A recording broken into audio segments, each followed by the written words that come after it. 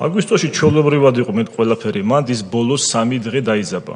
როგორც კი დაიწყო ცხინვალში ეს დაბომბები, ჩვენც ახლა კომპლექტურ ზონაში ცხოვრობდით და წავიდა კითხვები რა მოხდება ჩვენთან, რა იქნება აქ, იმიტომ რომ ჯარი არის სამხედრო რაოდენობა, პოლიცია, არიან მოხუცები, ქალები, ბავშვები და ხო არ ჯობია რომ ეს ვისაც შემდეგ არ შეუძლია მაგალითად გადაადგილება ტყით, ან თავი შეაფაროს, ან იბრძოლოს, ხო არ ჯობია რომ გაიწიოს ეს ხალხი, ქალები და ბავშვები, მაშინ როგორც ჩვენ გამოგწიეს 92-13 წლებში ჭუბერში ვიყავით ჩვენ, მე ჭუბერში ვიყავ 1 წელი, ბავშვი რო ვიყავ მაშინ და მე შეგვიყვანეს რომ ყველაფერი დამთავრდა.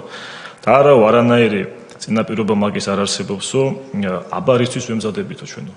რისთვის ვართო აქ რამე რომ მოხდოსო ჩვენ ეს კი არ გვაქვსო გეგმაო რომ აქ დავრჩეთ დაქვიყოთო კარგად. ჩვენ ცოტა სხვაგან მივდივართო და ნუ ეს სხვაგან წასვლა გულისხმობდა ალბათ სოხუმში ჩასვლას.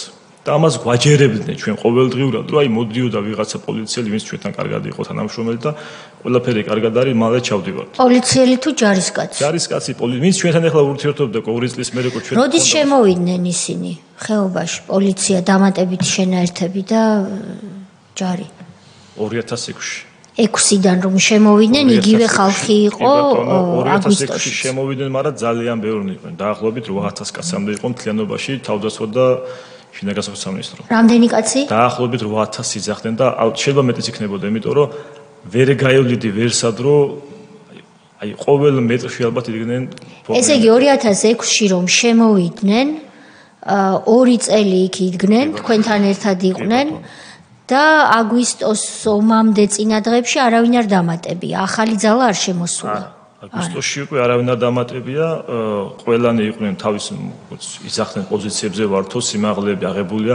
ერთი მთა არის მან და დედუქებთა ეს მთა არის კოდორიდან რო გადავდივართ, შემოვლითი გზა არის და მთელ აფხაზეთს უყურებს, ზევიდან სიმაღლე არის და ძალიან სტრატეგიული ადგილია. მან გზა გაიყვანეს 2006-შივე და ძალიან დიდი საზენიტო დანადგარებიც მან და სიმაღლეზე იყო და ისიც კი იყო ერთ-ერთი აი არგუმენტი რომ აბა ეს რისთვის არის ჩვენ თუ აქედან გაქცევას ვაპირებთ თქვენ თუ აქედან უნდა გახვიდეთ ეს რისთვისაც ჩვენ ჩავდივართ და ყველაფერი დალაგებულია და თან ესე გვეტყოდნენ ხოლმე ეს რომ ყველაფერი ეს ყოფილიყო უფრო ჩვენთვის დამაჯერებელი რომ იმას ყველაფერი დალაგებული აქვს მანდო იმას ვის სააკაშვილს და რო ვიძახდით რომ მანდ არის ყოფილი მეომრები ვინც აფხაზეთში ვინც იბრძოდა ჩვენთანაც არის ბიჭები რომლებიც დაიღუპნენ იმათი ძმები როგორ იქნებიან შეხვედრა როგორ იქნება ან ისინი ხო არ დაყრიან ერახს პირდაპირ ისინი ახლა დალაგებულია მან და რუსულად ვიტყვი